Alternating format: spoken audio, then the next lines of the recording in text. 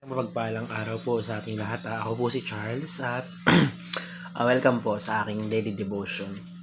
Sa araw na ito ating itutuloy ang Understanding the Church. Colossians ay, the church is under the headship of Christ.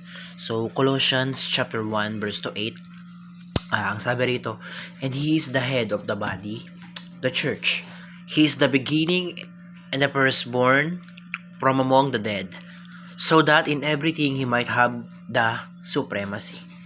So, sa Tagalog, siya ang ulo ng katawan, ang iglesia. Siya ang pasimula, ang panganay mula sa mga patay, upang siya ay may maging pangunahin sa lahat ng mga bagay. So, yun na nga, from the verse itself, masabi rito na He is, yung He, si Kristo, siya. So, He is the head of the body, the church. So, yun na nga, from the verse itself, si Kristo daw ang ulo ng simbahan. So, sa unang teaching po na tayo, Jesus is the head of the new humanity. So, nung simula nung nahulog ang mga tao sa kasalanan, namatay tayong lahat na yun eh. And para mabuhay ulit tayo, ipinadala ng Diyos si Kristo, yung kanyang anak. And para mamatay sa atin, para tubusin tayo sa mga kasalanan natin. And dahil doon, pagkatapos niyang gawin yun, pagkatapos niyang ibigay yung buhay niya, kapalit natin, nabuhay muli tayo. Nagkaroon ng bagong tao, nagkaroon ng bagong sangkatauhan. So, kumbaga siya yung naging simula. Dahil dun sa pagkamatay niya, nagkaroon ng mga bagong tao.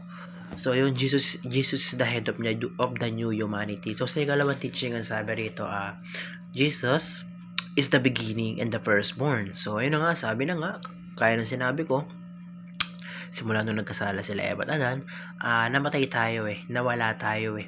Kumbaga, nag-vanish, parang gano'n, nawala tayo dito sa mundong ito. And nung dumating si Jesus at pinadala siya, namatay siya and nabuhay siya, yun ulit yung naging hudyat. Kumbaga, yun ulit yung takda na isinilang ulit tayo. And after na mabuhay ni Jesus, yun yung sinasabi na isinilang siya. And after nun, tayo naman yung mga sinilang. Tayo naman yung, hindi naman literal na isinilang na sanggol. Or kumbaga, nagkaroon tayo ng panibagong buhay after na mabuhay ulit ni Kristo. So, ayun, sa Jesus is the beginning, siya ang simula. Yung pagkabuhay niya sa pagkamatay, yun yung naging simula ulit natin ng pagsilang natin. So, sa ikatlong teaching, ang sabi rito, Jesus has supremacy over all things. So, yun na nga, kung natatandaan natin na bago umakyat si Jesus, di ba? Sinabi niya, bago umakyat si Jesus sa langit, sinabi niya na lahat ng otoridad sa mundong ito ay sa kanya na, mapalangit, mapalupa. So, sinasabi dito, Jesus has supremacy over all things. Siya ang hari ng lahat. Siya yung nagmamay-ari ng lahat. So, sa application, punta tayo. Paano nga ba natin ito may apply sa ating mga buhay? So, sabi rito, we live under the head of Christ. So, ayun. Kumbaga, di ba tulad na sabi ko kanina, si Jesus yung pinakang simula natin. Si Jesus yung, kumbaga, kung tutuusin, si Jesus yung ulo natin. No, sinasabi rito na nagsimula tayo kay Kristo, na yung pagtubos niya sa atin ay panibago na. Yung ginawa niyang pagtubos kapalit ng mga kasalanan natin, yung ginawa niyang pagkamatay, siya yung naging simula ulit. Siya yung naging simula ng bagong tayo. Ganon. So, kaya sinasabi rito, we live under the head of Christ. Siya yung simula natin. Siya yung ulo natin. So, sa ikalawang application, ang sabi nito, we live the resurrected life. So, yun nga, namatay si Jesus at nabuhay ulit siya. So, after niyang mabuhay, tayo yung nagpatuloy ng buhay na iyon. Tayo yung nagpatuloy nung buhay ni Jesus. Kasi nga, tinubos niya tayo eh. Kasi nga, siya nga yung naging kapalit natin eh. After nga na mabuhay siya,